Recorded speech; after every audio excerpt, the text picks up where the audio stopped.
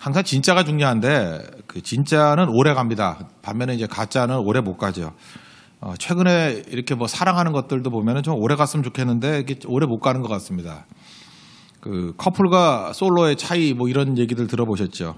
커플은 주말, 명절, 생일 뭐 이럴 때를 파트너와 함께 보낸다. 솔로는 주말, 명절, 생일을 KBS와 함께 보낸다. 뭐 이런 얘기를 합니다. 그죠? 그 커플은 극장 프로 다 외운다. 솔로는 텔레비전 프로 다 외운다. 뭐 이런 얘기들. 뭐 이런 건 여러 가지 있습니다. 뭐 내가 적어놓은 거 보니까 한 10가지 더 되는데 이러면서 이제 커플이 좀 나을 것 같다고 생각을 합니다. 근데 실제 그래요? 요즘 사귀는 거 보면은 오래 못 가고 오히려 상대에게 좋은 추억과 기쁨을 남기고 가야 되는데 상처만 남기고 가고 끝이 안 좋아요. 그런 이유가 무엇입니까? 교제가 사랑이 이게 진짜가 아니었기 때문에 그런 일이 벌어지게 된다는 것입니다. 신앙도 가짜 신앙은 이런 일이 벌어져요.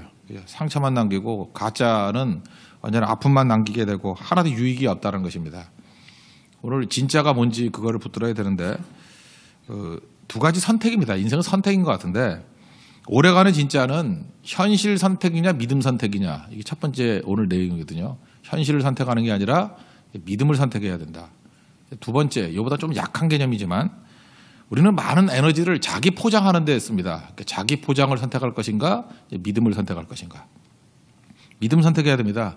근데 우리가 벌써 이렇게 단어가 익숙하죠. 우리는 많은 순간에 현실을 선택하고 자기 포장하는 것을 선택하며 살아갑니다. 그래서 대부분 보세요. 현실에 집중하고요. 자기 꾸미는데 자기를 포장하는데 모든 에너지를 다 씁니다. 그러니까 그게 믿음 생활이 아니죠. 그러니까 가짜라는 거예요. 그래서 힘들어지는 것입니다.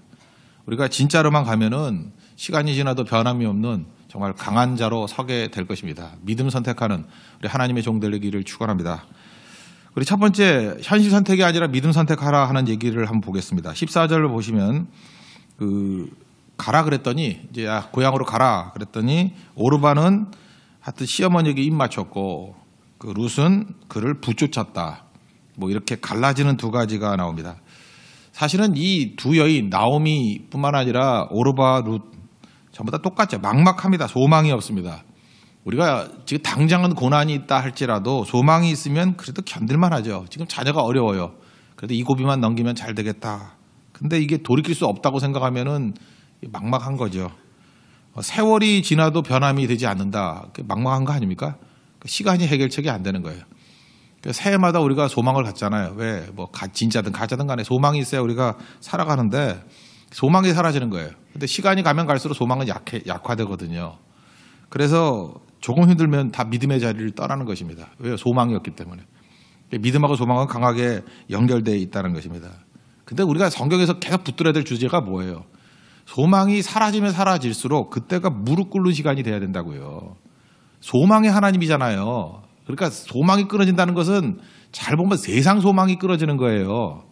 세상 소망은 가짜거든요. 가짜 소망이 끊어지는 거예요. 그래서 진짜를 만나기 위해서 만들어주신 기회인데 그래서 그때 진짜 소망과 연결되는 시간이라고요. 하나님만 만나면 소망이 되잖아요.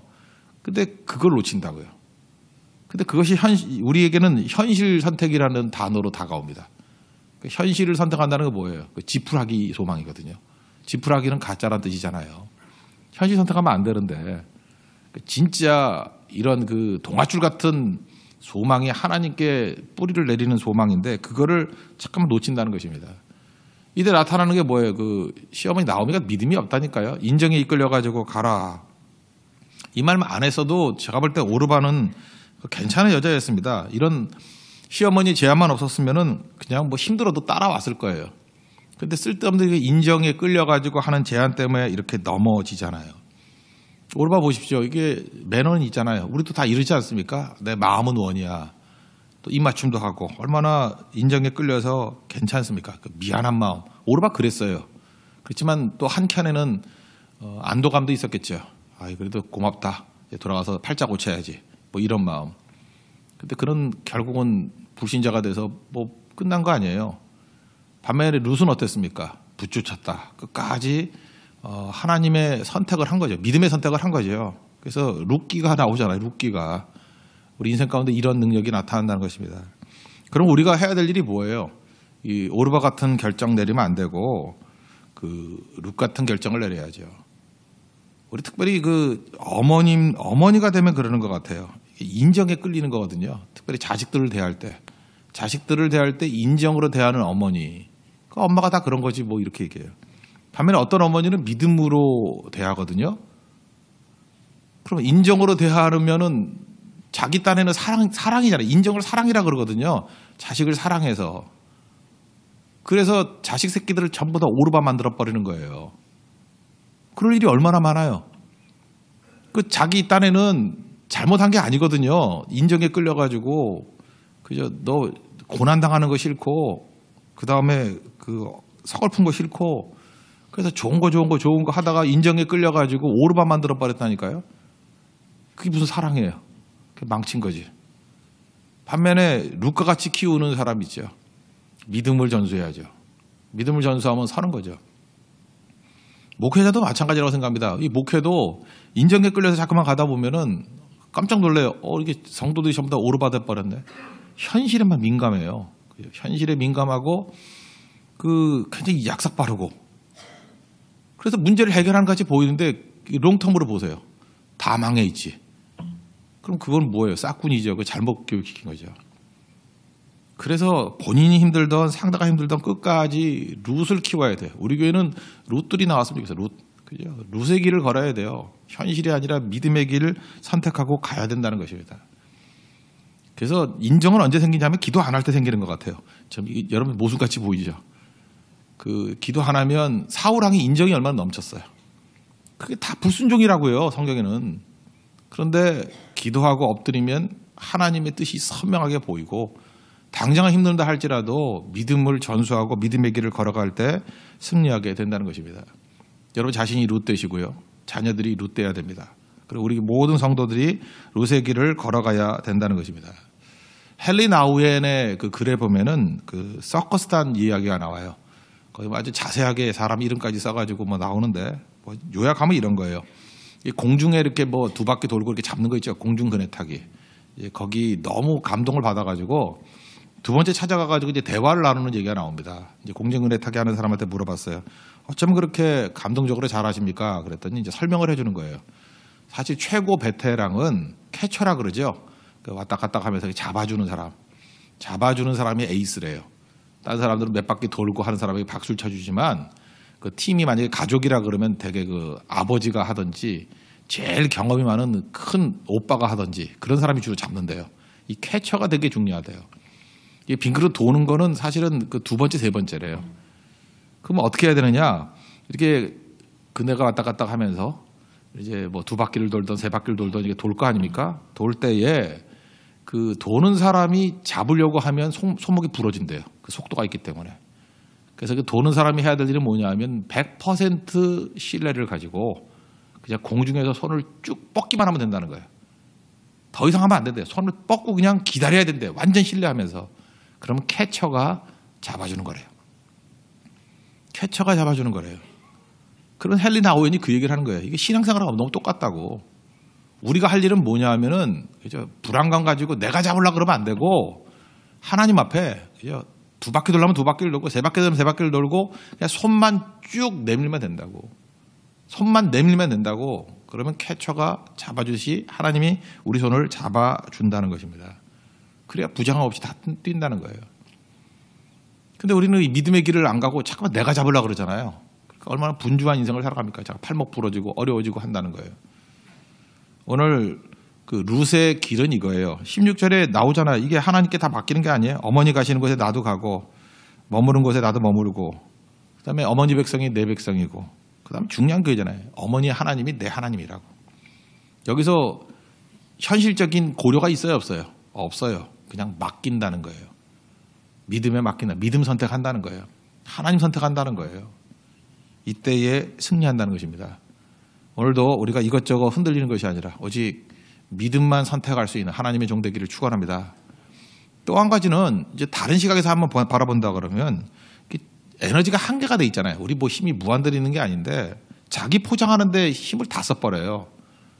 근데 그게 아니라 우리 에너지를 믿음을 선택하는데 써야 된다는 것입니다. 지금 나오미가 베들레헴 고향으로 돌아가는데 사실 돌아갈 때 나오미 입장에서 한번 생각을 해봐요. 과거를 털고 가고 싶죠. 과거를 덮고 싶겠죠. 예를 들어서 나오미가 혼자 돌아가면은 뭐 말 없으면은 어떻게 된 거야? 그러면 그냥 입 다물고 있으면 되게 여자분들 그렇게 많이 하잖아요. 그냥 잠수 타다가 돌아와가지고 입 다물고 있으면 자꾸 묻기도 뭐하죠. 그래서 몇 번 안 묻다가 끝나면은 이제 사람들이 모르니까 정보가 없으니까 그냥 덮어질 수도 있어요. 근데 이거 외국인 며느리 데리고 가는 거 아니에요. 모함 여인. 모함 여인 들어가면은 덮을 수가 없죠. 자기 과거가 다 들통난 거죠. 아, 저 모함 여인 데리고 보니까 모압에 갔었구나. 아, 며느리라 그러고 보니까 아들도 죽었구나. 그래서 이게 과거가 이렇게 설명될 수 있는 길들이 많잖아요. 그래서 며느리를 돌아가라 그랬을지도 몰라요. 그러니까 나오미에게 있어서는 룻이 우리가 생각하는 것 같이 이렇게 뭐 이삭죽기여가지고 도와주는 힘이 되기보다는 부담스러운 존재일 수 있다라는 것입니다. 우리 인생도 되게 많이 그래요. 되게 며느리도 필요하고 동역자도 필요한데 그걸 떨쳐버리려고 그래요. 이유는 딱 하나예요. 힘은 되지만 내 과거가 들통난다는 거예요. 내 현재 모습이 들통난다는 거예요. 그래서 그거 포장하려고 그러지 않아도 힘든 인생에 수족을 잘라버리는 거예요, 다. 지금도 봐요. 하나님은 필요하대요. 근데 그 사람 얼굴을 못 보겠대요. 뭐 이런 거예요. 뭐 그 마지막 순간에도 체면, 그 마지막 순간에도 뭐예요? 자. 아, 그때 속에서 이런 말이죠. 이 거지 같은 자. 네가 뭐 남았다고. 그게 교만이지, 교만. 그게 무슨 상처가 아픔이고 피해자고 그런 거 아니에요. 그 교만이지 그게. 아이 깨져도 더 덜 깨진 거지. 그냥 완벽하게 낮아지고 나와야 되거든요. 천부의 의지 없어서 손들고 옵니다. 추나를 박대하시면 나 어디 가릴까. 그러고 나와야 되는 건데 그 마지막 순간에 또 포장해 포장. 마치 죽기 직전엔 나 예뻐 이런 거 똑같은 거지. 그죠? 그거 아니라는 건데. 여러분 제일 단순한 대답은 뭐냐 하면요. 그냥 정답 얘기해 주는 거예요. 예를 들어서 너 성교 왜 가니? 새벽기도 왜 가니? 뭐 11조 왜 하니? 뭐 이사 왜 가니? 그러면 진짜로 얘기하세요. 신앙 때문에. 그게 답이에요. 룻이 그랬잖아요. 너 왜 따라오려고 그러니? 하나님 때문이에요. 믿음 때문이에요. 뭐 더 설명할 게 있어요. 그랬더니 그 나오미도 다 안 말렸다 그러잖아요. 자기 포장 안 하는 거예요. 그냥 얘기하는 거예요. 아마 나오미가 룻의 태도에서 인사이트를 얻었는지 자기가 돌아가자마자 안 숨기잖아요. 사람들이 조롱합니다. 그죠? 조롱하고 그럴 때 그 19절 한번 보세요. 그 두 사람이 베들레헴에 갔더니 온 성읍이 떠들었대요. 그러니까 이가 나오미냐? 얼마나 사람 그 창피한 일이에요. 조롱하고 수군수군대고 저렇게 쫄딱 망했구나 이렇게 얘기한다는 거예요. 여러분 바닥 체험이라는 게 참 중요합니다. 왜냐하면 내가 바닥이 되면은 하나님이 나를 불쌍하게 해주셔요. 여러분 아무것도 없을 때 자산이 뭔지 알아요? 불쌍한 게 자산이에요. 하나님 앞에 한없이 불쌍해지세요. 한없이. 나오미가 며느리에게 인사이트 얻었다니까. 이거 보세요. 20절에 보니까 나를 나오미 기쁨이라고 부르지 말고 말하라 부르라. 그 쓴 거다 슬픔이라고 불러라. 그 전능자 하나님이 나를 괴롭게 하셨고 21절 보니까 나는 징벌받았고 전능자가 나를 괴롭게 하셨고 그 너희가 나를 나오미라고 부르는 게 옳지 않다. 보세요. 그냥 바닥으로 내려가잖아요. 영접하잖아요. 조롱도 영접하고 비웃음도 영접하고. 이거 비슷한 모습을 보였던 게 다윗이었죠. 시므이가 그죠? 이 비루한 자, 이 망할 놈아 막 했더니 가서 죽여버릴까요? 그랬더니 아니라고. 거기서 뭘 얻어요? 나 더 불쌍해지고 싶다고. 왜냐하면 내가 이제 과도하게 이렇게 조롱받고 싶다고. 그래야 하나님이 나를 불쌍히 여기지. 그러면 악을 선으로 바꿔주실 거라고. 여러분들 그래서 이게 불쌍여김 당하는 것도 이게 자산이에요. 자산. 내가 잘못한 것보다 더 공격당하고 내가 범죄한 것보다 세상은 더 후리치거든요. 그럴 때 엎드리는 거예요. 주님 앞에 엎드려서 믿음 선택하면 주님이 불쌍히 여겨주셔요. 그러면 바뀐다고. 완전히 다 바뀌고. 그게 자산이라고요. 근데 우리는 어때요? 하나님 앞에 안 서고 사람 앞에 서려고 그래. 그러니까 변명이 나오는 거고 포장이 나오는 거고. 여러분 진짜 어려움이 있다 그러면 하나님 앞에 나와서 엎드려야 될 사람이 더 많아야 되는 거 아닙니까? 근데 우리는 전화를 더 많이 해요. 설명해 주느라고. 그 설명이 뭐 필요해요? 사람들이 제대로 이해해 주는 게 뭐 필요하냐고. 그 인도 선교사 가운데 레슬리 뉴비긴이라는 분이 계시거든요. 제가 되게 좋아하는 그 글 쓰는 분이신데 이분이 이제 선교사 나가자마자 첫 해 교통사고 당했어요. 얼마나 말이 많아요. 인도 사람들이니까 저거 전생에 업이 있다. 전생에 업이 있다. 카르마라 그러죠. 저 업이 있다. 그 다음에 영국 사람이니까 또 굉장히 그 합리적이잖아요. 저 정비 안 해서 졌다. 저 칠치지 못해서 저렇다. 뭐 이런 얘기하고. 뭐 어떤 분은 뭐 숨긴 죄가 있다. 또 좋게 보는 분은 뭐 하나님의 뜻이 있다. 보세요. 사람마다요. 평가하는 건 다 자유예요. 지 멋대로. 뭐가 답이에요? 답이 어디 있어? 왜 남의 얘기에 인생이 흔들려요? 그들이 뭐 알고 얘기해요? 자기 수준으로 얘기하는 거지. 그리고 그들이 뭐라고 얘기하는 게 뭘 나한테 그렇게 중요해? 자기 수준에 지 멋대로 떠드는 거지. 그거 떠드는 거에 대해서 하나님이 각각 심판하실 거예요. 그걸 우리가 왜 그 열받아요, 거기에. 그 환경을 그냥 받아들이는 거예요. 나는 지금 충성하고 제대로 된 길을 걸어가고 있다고 믿는데 혹시 내가 잘못된 길이라면 주님 나를 교정시켜 주시고 하나님 내게 은혜 부어 주십시오. 그 인도 그 상황 그 어려울 때 레슬리 뉴비긴만큼 사역 잘한 사람이 없어요. 근데 그 잘했던 이유가 뭔지 알아요? 자기 포장에 시간 전혀 안 쓰고 문제 있을 때마다 하나님께 나아가는 믿음을 선택했어요. 그게 중요한 거라고요. 하나님 앞에서 이 믿음 선택할 때 은혜 주시는 거죠. 오늘 약간의 단서가 있죠. 22절 보니까 며느리하고 돌아왔는데 때가 언제예요? 보리추수 시작할 때에 도착했다. 이건 복선이라 그러죠. 보리추수. 이제부터 뒷부분에 뭐가 나와요? 하나님께서 보리추수와 연관된 축복을 주실 것을 지금 보여주는 거라고. 자기들은 아무 때나 왔다고 생각할지 모르지만 하나님은 그 타이밍까지도 인도하신 거예요. 보리추수. 그때 돌아왔던 건 뭐예요? 굶어 죽진 않겠군. 보리추수. 이것 때문에 보아스 만나잖아요. 보리추수. 그죠? 여기서 모든 사건이 다 벌어지는 거라고. 우리가 현실 선택하지 않고 믿음을 선택하고 자기 포장을 선택하지 않고 믿음을 선택하면 하나님이 예비하시는 축복이 있습니다. 그걸 은혜라 그래요. 섭리라 그래요. 내가 다 몰라요. 근데 하나님은 항상 좋은 것으로 예비해 주신다는 것입니다. 우리 인도해 주셔요. 우리 교회도 마찬가지입니다. 교회에서만 하는 사역들 우리가 뭐 다 알고 갑니까? 잘 몰라요. 그런데 우리는 이거 하나만 붙들면 돼요. 주님, 우리 절대 현실을 선택하지 않고 약속의 말씀, 믿음 선택하겠습니다. 그리고 우리 있지도 않은 얼마 되지도 않는 에너지 가지고 자꾸 자기 포장하고 이미지 뭐 관리하고 이거 안 하고 믿음 선택하겠습니다. 주님 은혜 부어 주십시오. 그러면 모르는 거예요. 은혜는 원인이 내게 없다. 그게 은혜고요. 은혜는 또 다른 말하면 모른다예요. 모른다. 근데 은혜는 뭐예요? 하나님이 하신다예요. Not by self, but by grace. 내가 한 게 아니라 하나님이 하신다는 거예요. 모든 원인이 하나님께 있다는 거예요. 그래서 공짜라는 얘기가 나오고 그래서 선물이라는 얘기가 나오고 다른 말 아니에요. 그냥 하나님이 하셨어요. 그게 은혜라고. 우리 주님 손만 붙들고 나아갈 때 하나님께서 은혜 부어주실 것입니다. 우리 주님 손 붙들고 승리하는 믿음의 종 되기를 축원합니다. 보다 자리에 일어나겠습니다. 주님여 이 손을 꼭 잡고 가소서 찬양하겠습니다.